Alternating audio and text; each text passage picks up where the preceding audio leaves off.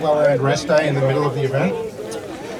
Before we get into the festivities, I just want to thank Ari, Brad Hagi, Andrew Rahill, Krista, Stefan Mitrovic, and I know there was a bunch of other guys that went down to assist today. Thank you guys so much for doing that.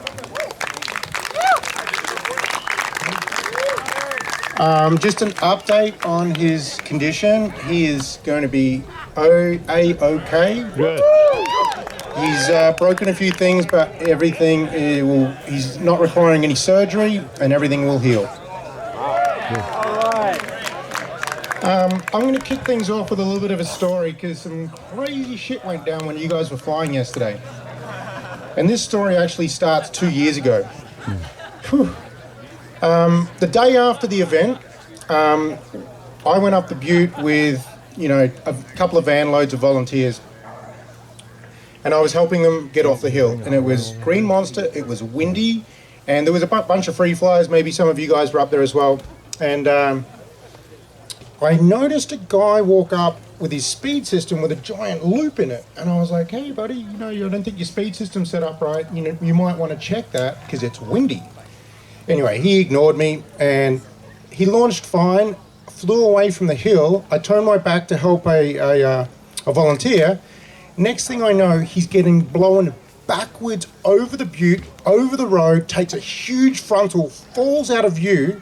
So I run to the edge and look over, and the wing's reinflated, and he just touches down softly on that steep terrain in the lee. And I was like, whew. He probably won't want to fly again.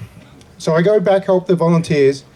10 minutes later, he walks up with his wing in a bunch, and he's starting to lay out. So I go up to him like, hey, mate, this is Chelan.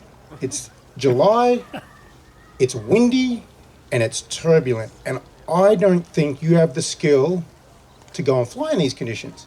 So I've got vans up here. We'll happily give you a ride down the hill. I don't want you to feel like you're stranded up here and you have to fly. And so he stands there for a little while with a kind of a blank look on his face and starts laying out his wing again. Do I really have to go tell this guy he can't fly? So I walk up. I'm like, dude, I don't want you to fly. It's too dangerous. You don't have the skill. He had a paramotor harness, he had a paramotor wing, a speed flying harness, and a front mount reserve, and a speed system that even if it was connected, wouldn't have worked. Just had no business being up there. So I told my volunteers, don't let this guy fly. He's something's going to happen. So anyway, yesterday, mid-launch, a purple and white glider who we saw flying at the hill low, dirty low, where none of you guys would have flown. I was like, I've got to find that guy in the pink and white glider so I can tell him that we don't fly at the terrain like that.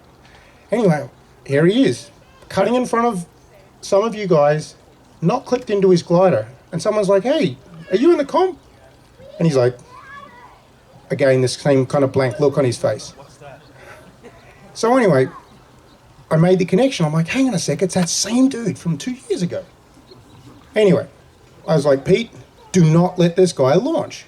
And I told my safety guy, Mark, as well, I was like, dude, do not let that guy launch.